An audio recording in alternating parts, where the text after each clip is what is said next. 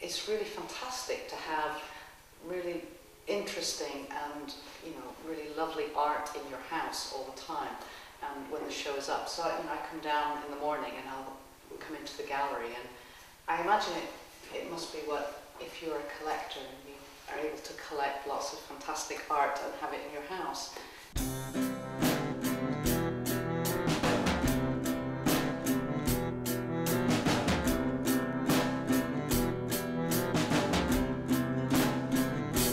I went to college in Sheffield as a mature student, and when I moved back here to Manchester, which is where I'd lived before, I decided to have a studio in the house, and wondered how I might get involved in the art community in Manchester. I knew a few people, but not very many.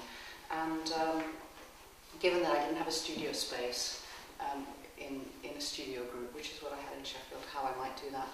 And I've done some curating and have been very interested in curating, and I'd often thought, well, maybe I might rent a shop front or something to curate some shows. And then it occurred to me that I could turn this space into a gallery, and that it would function as a way of getting involved in the community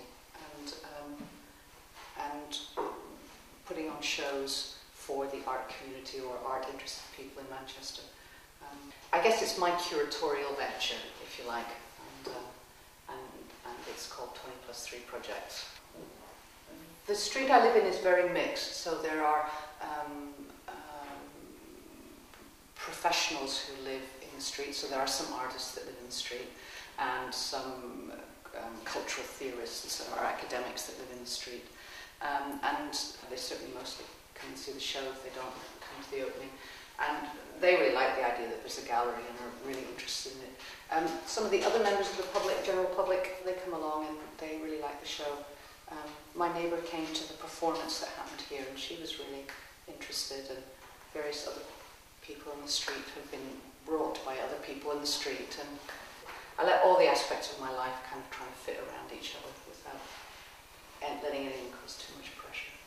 There are times when it's quite hectic, but as a rule I try and manage the galleries and manage the shows at times when I'm less busy, and that's where the flexibility of being entirely independent is very helpful. There was a decision not to apply for external funding, and that's for a number of reasons. One is that I'd like the time and energy to apply for a grant, I'd like to apply for my own art practice itself. I can't offer artists an artist's fee, nor can I offer them money to make their work or whatever else.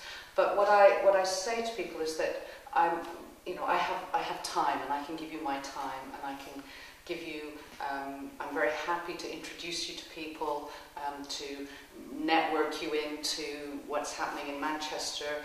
If there are any particular curators you'd like inviting or whatever, or particular writers or whatever, I'm very happy to mediate all that, because it's one of the hard things when you're an artist, is approaching curators directly or whatever else. And so I'm very, very happy to do that.